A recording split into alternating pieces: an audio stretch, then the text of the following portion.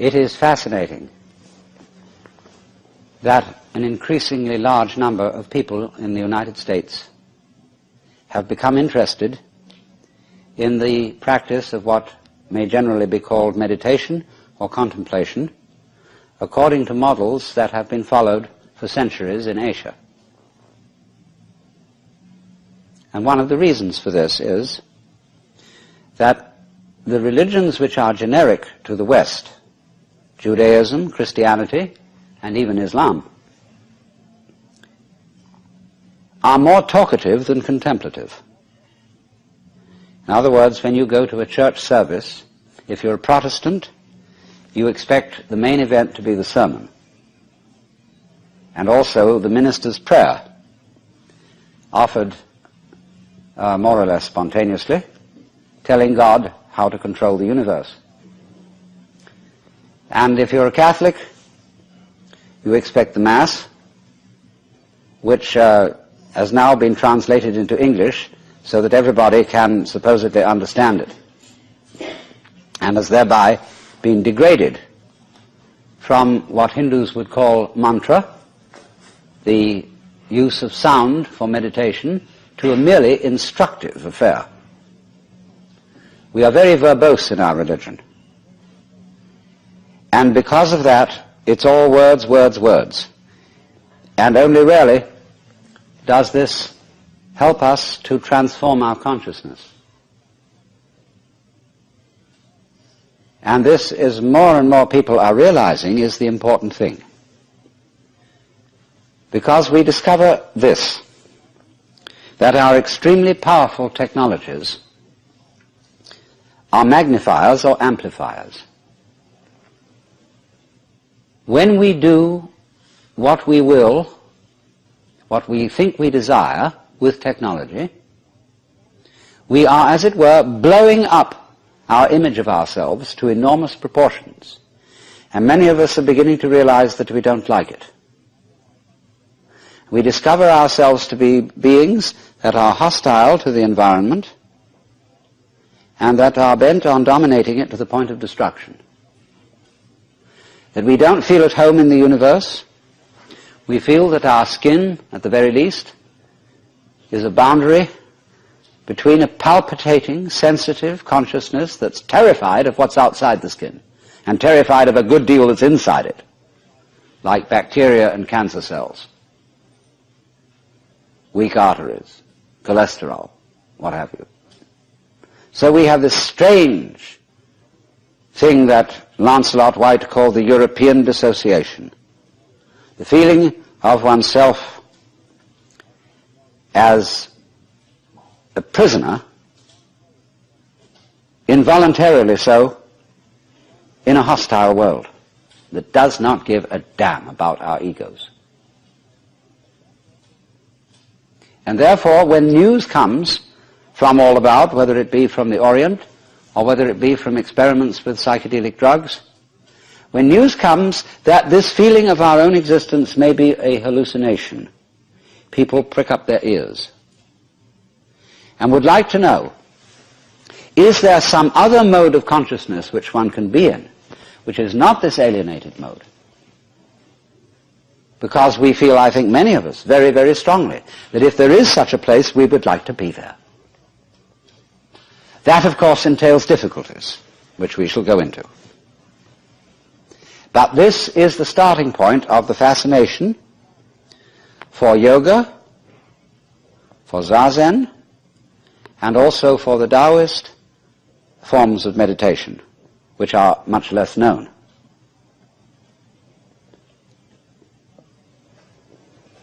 But there arise problems about this when we are going to convey these disciplines to Western people. Because Western people who are interested in things of this kind are apt to be very interested. Whereas on the other hand, in cultures where things of this kind have been known for thousands of years, there is a tendency for them to become rather rotish.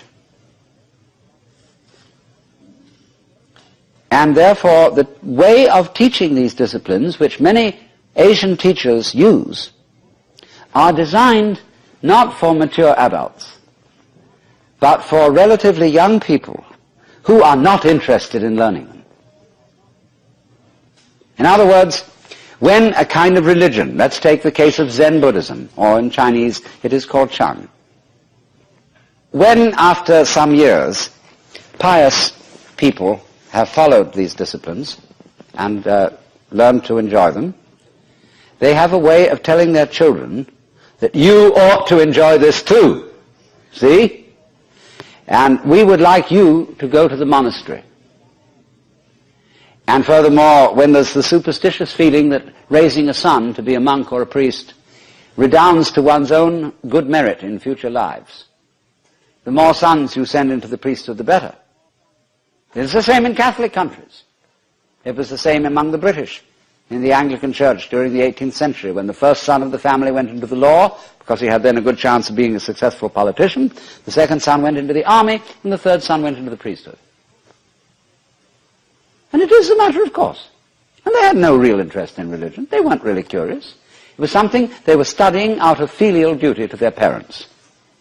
And especially in these days in Japan, when in order to inherit your father's temple, you have to go to the monastery and take Zen training. It becomes a matter of some urgency. So you have a lot of unwilling young men, sometimes young women, in the nunneries, learning the meditative disciplines under the supervision of ecclesiastical taskmasters who are everywhere in the world exactly the same. I attended, from the ages of 13 to 17, an ecclesiastical boys' boarding school in England. I can assure you I've had enough of it. We were very sternly disciplined in the same way as Zen monks are disciplined in Japan today. And it just strikes me as funny that I have what I call the aching legs school of Zen, in which one sits in zazen for an unnecessarily long time until one gets paralyzed. And then people come back from Japan or from anywhere and brag about how their legs hurt, as if it was some extremely esoteric discipline. And, you know, they bang them about with boards on the shoulders, and like in England, they swipe them on the bottoms with canes. And it's all the same old story. And I think we need to go beyond this and develop a certain maturity towards the practice of meditation that is not based on all this boys' boarding school business. But it's very difficult to make people who have been brought up in that system see the point. Because they say, well, we got it this way, and that's the way you have to go in order to get it. So we have discussed this matter, and we feel that there can be an approach which does not insult the dignity of interested Western adults. Oh, some people love to have their dignity insulted because they think it's good for them, because it's going to subdue their egoistic pride. But nothing is more egoistic than the project of subduing your egoistic pride. We can read it straight out of Zhuangzi in the dialogue between Lao Tzu and Confucius. Or, you know, it's an apocryphal dialogue. Zhuangzi was a great humorist, and he used the most outrageous stories and examples to illustrate his points. And so he put into the mouth of Confucius all sorts of things that Confucius would never have dreamed of saying, but he also arranges a dialogue between Lao Tzu and Confucius in which Confucius gets the wrong end of the stick, where Lao Tzu talks to him and asks him, what is your teaching? And he says it is charity and duty to one's neighbor and absence of self. Well, he says, sir, you are causing great disruption in the empire.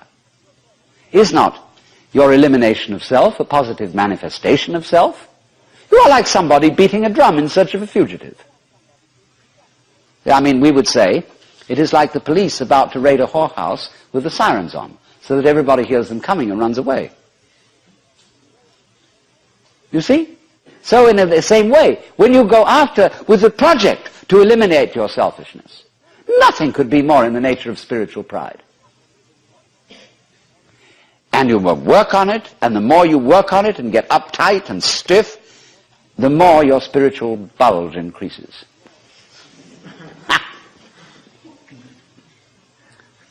So in the Taoist doctrines, there is a principle called Wu Wei.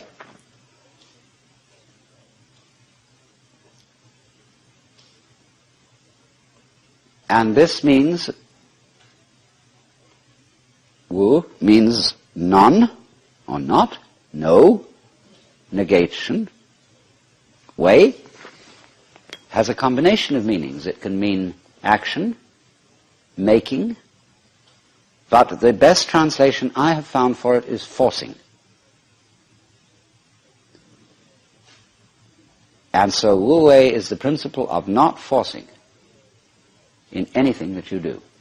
Now we know when we watch any performance of an artist, be it a dancer or an actor or a musician, we know immediately when the performance is forced. And we say it doesn't ring true, it's too artificial, it doesn't seem to be natural. Many people who study the Taoist doctrines think that Wu Wei means do nothing, in the sense of laissez-faire, be lazy, always be passive. It doesn't mean that. There is a time for action. When you study judo, you use muscle only at the right moment. When your opponent is hopelessly overextended and off balance, then you add a little muscle to it and you throw him across the room. But only then.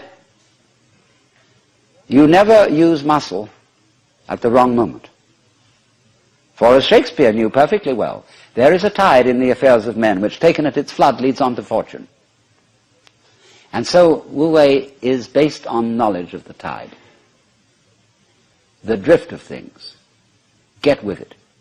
Wu Wei is the art of sailing rather than the art of rowing. So, if you say now, one of the most famous sayings in the Lao Tzu book is, superior virtue has no intention to be virtuous, and thus is virtue.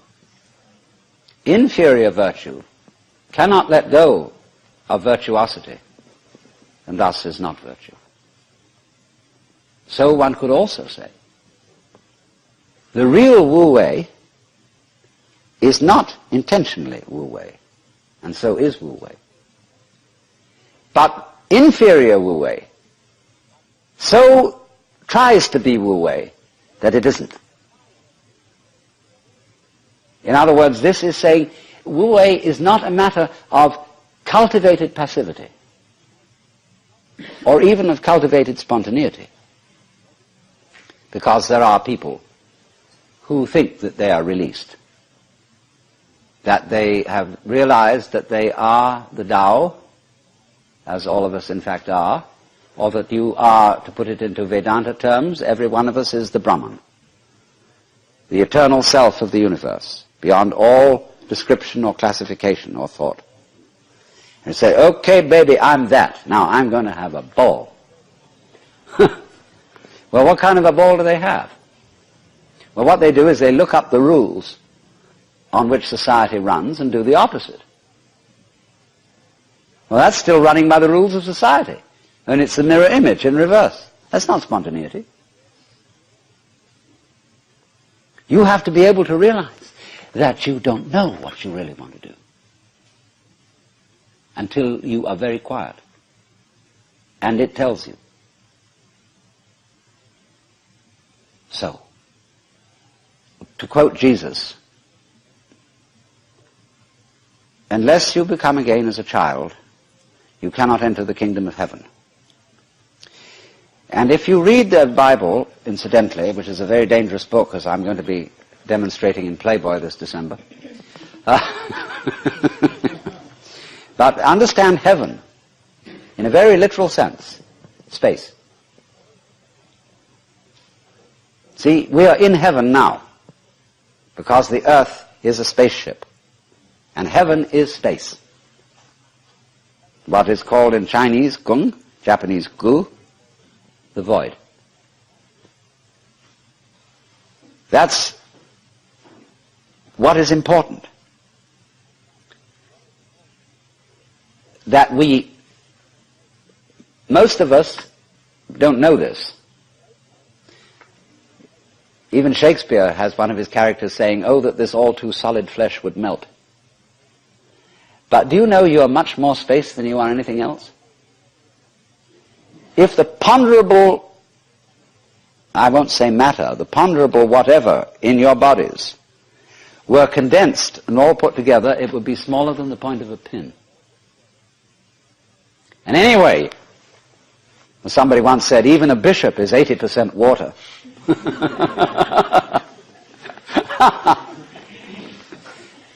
We are airy nothings.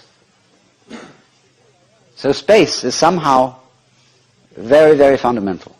We'll go into this in further way. But we understand that heaven is space.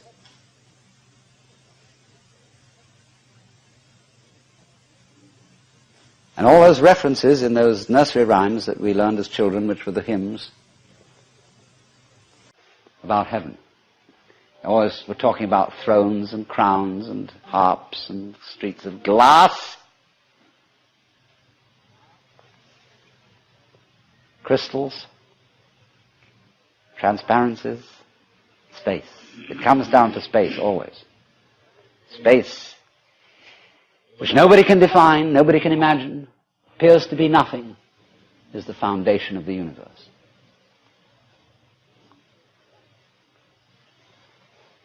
But you have to become again as a child to see that. Now you go back to your childhood. What were the fascinating things? What's out there? What's beyond the stars? How long does it go on? And Mama said, it goes on always and always and always. The child wonders. He's excited. That this is something that never ends.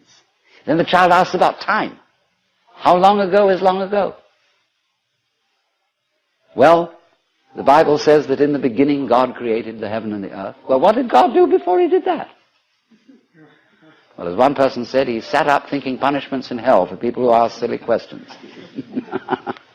But still, that is only a joke. And the child thinks of God going back and back and back forever, with never beginning. So in the same way you think about death. Go to sleep and never wake up. Never. Why, it would be as if you never had existed. Not only you, but everything else. Which is, of course, the way things were before you were born. I mean, just turn it backwards. How about waking up after having never gone to sleep? That's quite a thought. There's something fishy about it all. Ichthys, Jesus Christus Theou Ios, so here, the fish.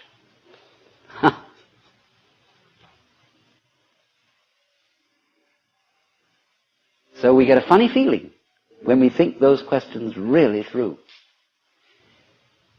Very funny feeling. And children, you see, love to get into that funny feeling. Children do all kinds of weird things. They like to spin around as fast as possible, so they watch suddenly the whole ground goes tilting. They do this thing with their eyes, and they go,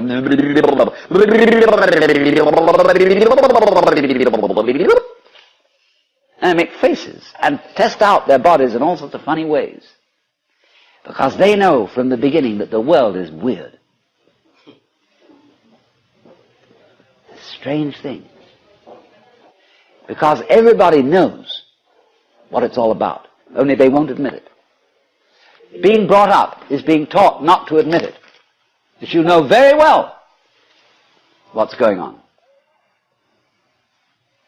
But in order to find out once more as an adult, you have to become again as a child. So what does that involve? It means, ladies and gentlemen, would you please check your ideas and opinions at the door, first of all. All your philosophical and religious views, all your logic,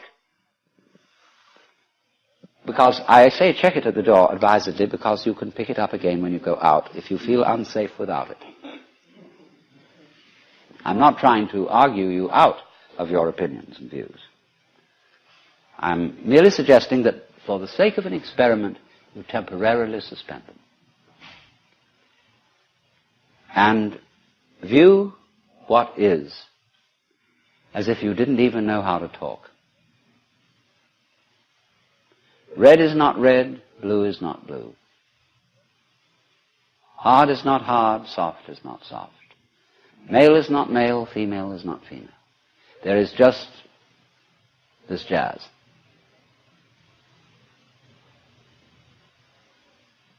It will not be possible to compel yourselves into this way of looking at things, because what Buddhists call habit energy is going on. And as I talk to you, you will find yourselves thinking in a compulsive and habitual way, this is red, this is green, this is something, this is nothing, this is solid, this is space. All right, but treat those thoughts that are going on in your head in exactly the same way as if they were, see? That's all they are. Like shapes in the spray as the sea breaks on the rocks. Just as if it were music. Classical music. Can you hear the past? Can you hear the future?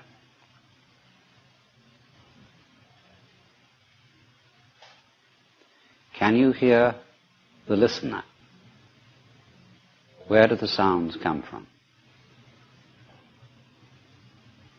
Ears alone, please. Look, Mama, no hands. Let them tell you the truth.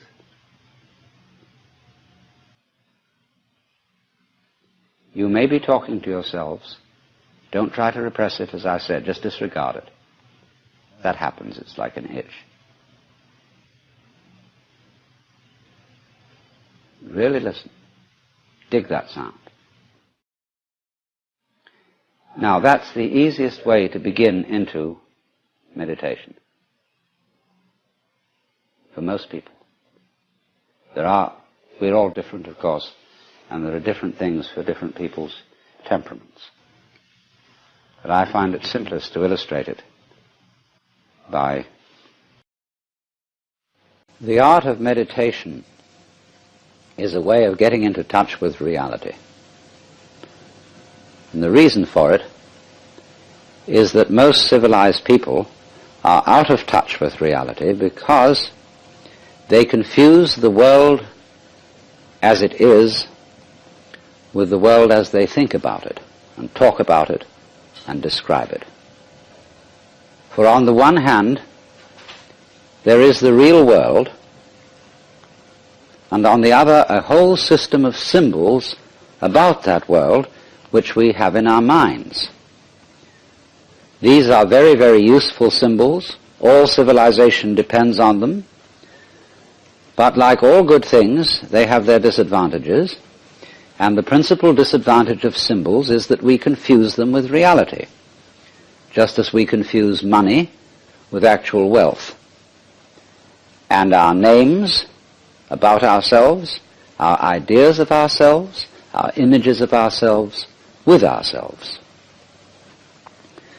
Now, of course, reality, from a philosopher's point of view, is a dangerous word.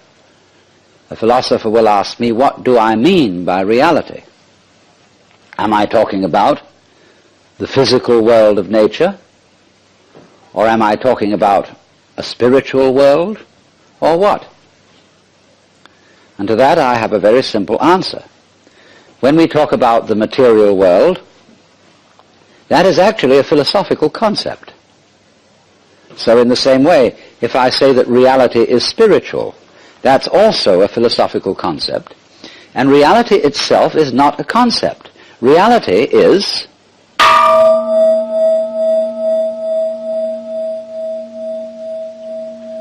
and we won't give it a name. Now it's amazing what doesn't exist in the real world. For example, in the real world, there aren't any things, nor are there any events. That doesn't mean to say that the real world is a perfectly featureless blank. It means that it is a marvelous system of wiggles in which we descry things and events in the same way as we would project images on a Rorschach blot or pick out particular groups of stars in the sky and call them constellations, as if they were separate groups of stars. Well, they're groups of stars in the mind's eye, in our system of concepts. They are not out there as constellations already grouped in the sky. So in the same way, the difference between myself and all the rest of the universe is nothing more than an idea. It is not a real difference. And meditation is the way in which we come to feel our basic inseparability from the whole universe. And what that requires is that we shut up. That is to say, that we become interiorly silent and cease from the interminable chatter that goes on inside our skulls. Because, you see, most of us think compulsively all the time. That is to say, we talk to ourselves. And I remember when I was a boy, we had a common saying, talking to yourself is the first sign of madness. Now, obviously, if I talk all the time, I don't hear what anyone else has to say. And so in exactly the same way, if I think all the time, that is to say, if I talk to myself all the time, I don't have anything to think about except thoughts. And therefore I'm living entirely in the world of symbols, and I'm never in relationship with reality. All right, now that's the first basic reason for meditation. But there is another sense, and this is going to be a little bit more difficult to understand, why we could say that meditation doesn't have a reason, or doesn't have a purpose. And in this respect, it's unlike almost all other things that we do, except perhaps making music and dancing. Because when we make music, we don't do it in order to reach a certain point, such as the end of the composition. If that were the purpose of music, to get to the end of the piece, then obviously the fastest players would be the best. And so likewise, when we are dancing, we are not aiming to arrive at a particular place on the floor, as we would be if we were taking a journey. When we dance, the journey itself is the point. When we play music, the playing itself is the point. And exactly the same thing is true in meditation. Meditation is the discovery that the point of life is always arrived at in the immediate moment. And therefore, if you meditate for an ulterior motive, that is to say, to improve your mind, to improve your character, to be more efficient in life, you've got your eye on the future and you are not meditating. Because the future is a concept. It doesn't exist. As the proverb says, tomorrow never comes. There is no such thing as tomorrow. There never will be. Because time is always now. And that's one of the things we discover when we stop talking to ourselves and stop thinking. We find there is only a present, only an eternal now. So, it's funny then, isn't it, that one meditates for no reason at all, except we could say for the enjoyment of it. And here I would interpose the essential principle that meditation is supposed to be fun. It's not something you do as a grim duty. The trouble with religion, as we know it, is that it is so mixed up with grim duties. We do it because it's good for you. It's a kind of self-punishment. Well, meditation, when correctly done, has nothing to do with all that. It's a kind of digging the present. It's a kind of grooving with the eternal now. And brings us into a state of peace where we can understand that the point of life, the place where it's at, is simply here and now. Well, now, in the art of meditation, there are various props, supports. One thing that we are going to use as a means of stilling chatter in the mind is pure sound. And for that reason, it's useful to have a gong. This is a Japanese Buddhist gong made of bronze and shaped like a bowl. Or you can use your own voice, chanting. Another prop in meditation is the use of incense. And that is because the sense of smell is our repressed sense. And because it's our repressed sense, it has a very powerful influence on us. And therefore we associate certain smells with certain states of mind. And so the smell of incense is associated with peace and contemplation, and so it's advantageous to burn incense in meditation. The other prop is a string of beads. And these beads are used in meditation for an unconscious method of timing yourself.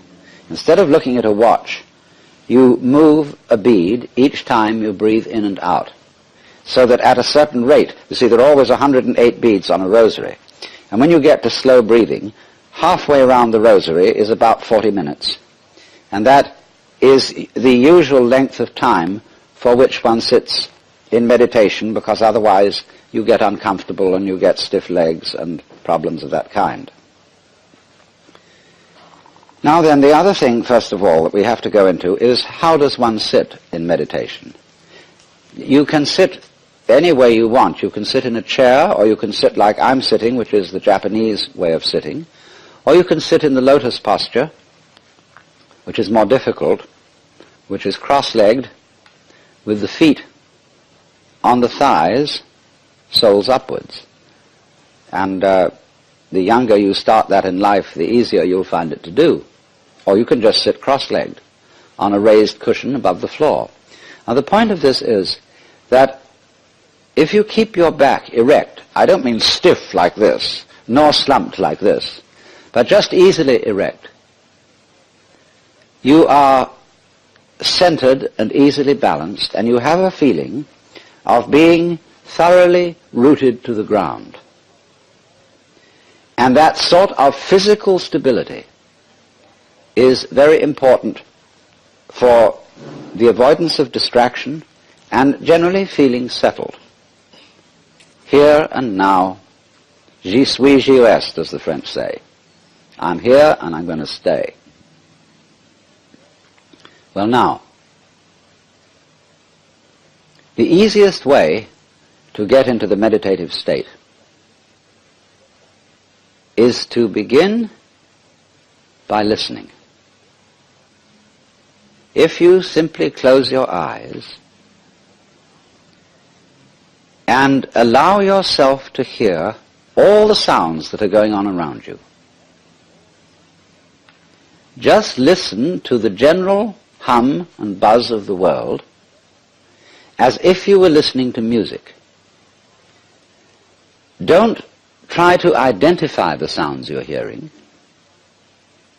Don't put names on them.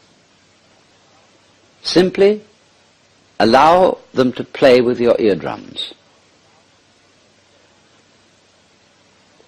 And let them go. In other words, you could put it, let your ears hear whatever they want to hear. Don't judge the sounds. There are no, as it were, proper sounds or improper sounds, and it doesn't matter if somebody coughs or sneezes or drops something. It's all just sound. And if I am talking to you right now and you're doing this, I want you to listen to the sound of my voice just as if it were noise. Don't try to make any sense out of what I'm saying, because your brain will take care of that automatically. You don't have to try to understand anything. Just listen to the sound. As you pursue that experiment, you will very naturally find that you can't help naming sounds, identifying them, that you will go on thinking that is to say, talking to yourself inside your head automatically. But it's important that you don't try to repress those thoughts by forcing them out of your mind, because that will have precisely the same effect as if you were trying to smooth rough water with a flat iron. You're just going to disturb it all the more. What you do is this. As you hear sounds coming up in your head, thoughts, you simply listen to them as part of the general noise going on, just as you would be listening to the sound of my voice, or just as you would be listening to cars going by or to birds chattering outside the window. So look at your own thoughts as just noises. And soon you will find that the so-called outside world and the so-called inside world come together. They are a happening.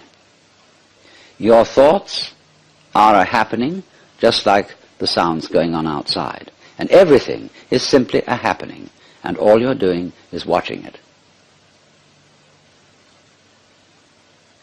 Now, in this process, another thing that is happening that is very important is that you're breathing.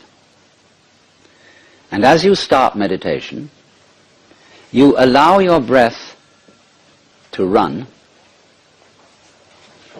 just as it wills. In other words, don't do at first any breathing exercise, but just watch your breath breathing the way it wants to breathe. And notice a curious thing about this.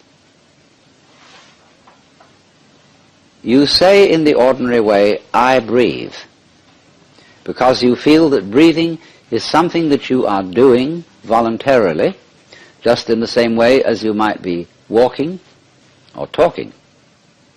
But you will also notice that when you are not thinking about breathing, your breathing goes on just the same.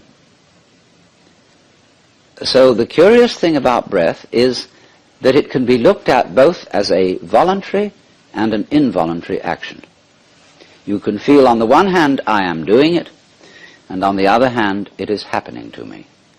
And that is why breathing is a most important part of meditation, because it is going to show you, as you become aware of your breath, that the hard and fast division that we make between what we do on the one hand and what happens to us on the other is arbitrary. So that as you watch your breathing, you will become aware that both the voluntary and the involuntary aspects of your experience are all one happening. Now that may at first seem a little scary, because you may think, well, am I just the puppet of a happening, the mere passive witness of something that's going on completely beyond my control? Or on the other hand, am I really doing everything that's going along? Well, if I were, I should be God. And that would be very embarrassing, because I would be in charge of everything. That would be a terribly responsible position. The truth of the matter, as you will see it, is that both things are true. You can see it that everything is happening to you, and on the other hand, you're doing everything. For example, it's your eyes that are turning the sun into light. It's the nerve ends in your skin that are turning electric vibrations in the air into heat and temperature. It's your eardrums that are turning vibrations in the air into sound, and in that way you are creating the world. But when we're not talking about it, when we're not philosophizing about it, then there is just this happening, this, and we won't give it a name. Now then, when you breathe for a while, just letting it happen, and not forcing it in any way, you will discover a curious thing, that without making any effort, you can breathe more and more deeply. In other words, supposing you simply are breathing out, and breathing out is important because it's the breath of relaxation, as when we say, whew, and heave a sigh of relief. So when you are breathing out, you get the sensation that your breath is falling out. Dropping, dropping, dropping out with the same sort of feeling you have as if you were settling down into an extremely comfortable bed. And you just get as heavy as possible and let yourself go. And you let your breath go out in just that way. And when it's thoroughly, comfortably out and it feels like coming back again, you don't pull it back in, you let it fall back in, letting your lungs expand, expand, expand, until they feel very comfortably full, and you wait a moment and let it stay there, and then once again you let it fall out. And so in this way you will discover that your breath gets quite naturally easier and easier, and slower and slower, and more powerful. So that with these various aids, listening to sound, listening to your own interior feelings and thoughts, just as if they were something going on, not something you are doing, but just happenings, and watching your breath as a happening that is neither voluntary nor involuntary. You are simply aware of these basic sensations. Then you begin to be in the state of meditation. But don't hurry anything. Don't worry about the future. Don't worry about what progress you're making. Just be entirely content to be aware of what is. Don't be terribly selective, particular, say, I should think of this and not of that. Just watch whatever is happening. Now then, to make this somewhat easier, to have the mind free from discursive verbal thinking, sound or chanted sound is extremely useful. If you, for example, simply listen to the gong,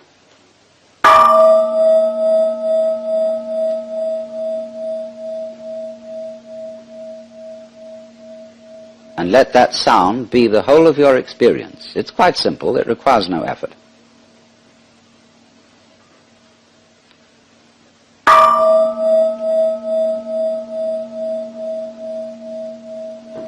And then along with that, especially if you don't have a gong, we can use what are called in the Sanskrit language mantra.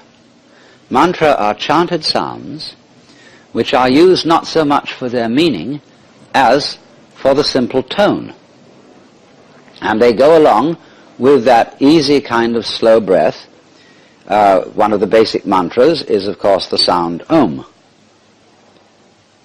That sound is used because if you spell it out, A-U-M, it runs from the back of your throat to your lips, and therefore it contains the whole range of the voice.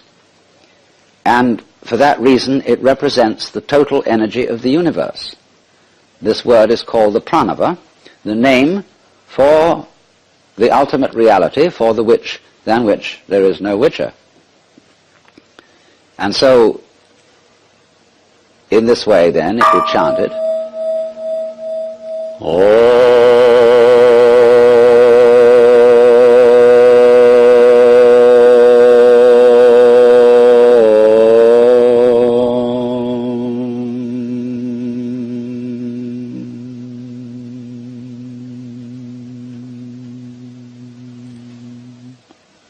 and it's varied like this.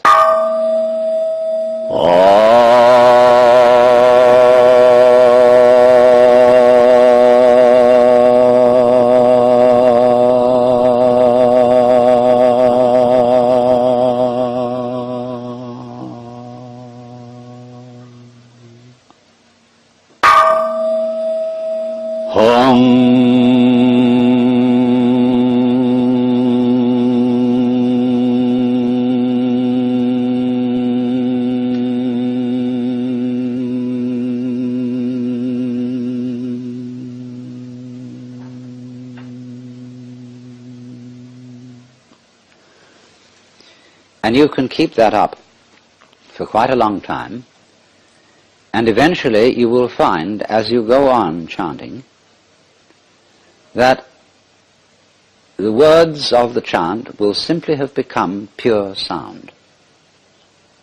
And you won't be thinking about it. You won't have any images about the sound going on in your mind. You will simply become completely absorbed in sound, and therefore you will find yourself living in an eternal now in which there is no past, and there is no future, and there is no thing called difference between what you are as knower and what you are as the known, between yourself and the world of nature outside you. It all becomes one doing, one happening. Now, in addition to those slow-moving chants, you may find it, according to your temperament, easier to do a fast-moving one. These have a sort of rhythm to them that is absorbing. Say, a chant that many of you have heard that goes, Hare Krishna, Hare Krishna, Krishna Krishna, Hare Hare, Hare Krishna, Hare Krishna, Krishna Krishna, Hare Hare, Hare Rama, Hare Rama, Rama Rama, Hare Hare, Hare Krishna, Hare Krishna, Krishna Krishna, Hare Hare, Hare Rama, Hare Rama, Rama Rama, Hare Hare. And it doesn't matter what it means. Actually, Krishna and Rama are the names of Hindu divinities. But that's not the point. The point is just to get with that thing that is running, running, running. Hare Krishna, Hare Krishna, Krishna Krishna, Hare Hare, and so on. And if you're a Christian or a Jew and you feel more inclined to use a meditation word that is more congenial to you, you can use, say, Alleluia, Alleluia,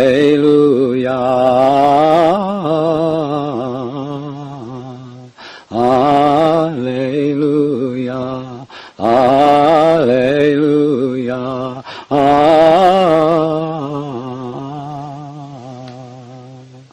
or if you're a Mohammedan, you can use the Allah, the name of God. They have a way of doing it, you know, which gets very exciting. As Allah, Allah, Allah, Allah, Allah, Allah, Allah, Allah, Allah, Allah, Allah, Allah,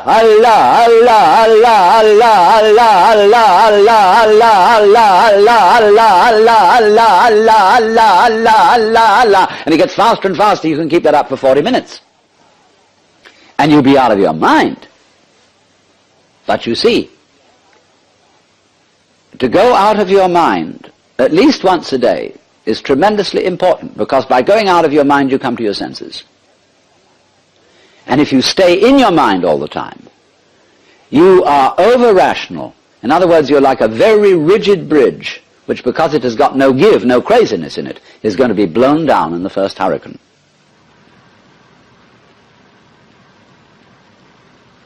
Just as you've been letting vibrations in the air play with your ears, let your lungs breathe as they will.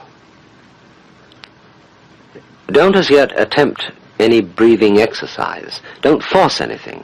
Simply allow breathing.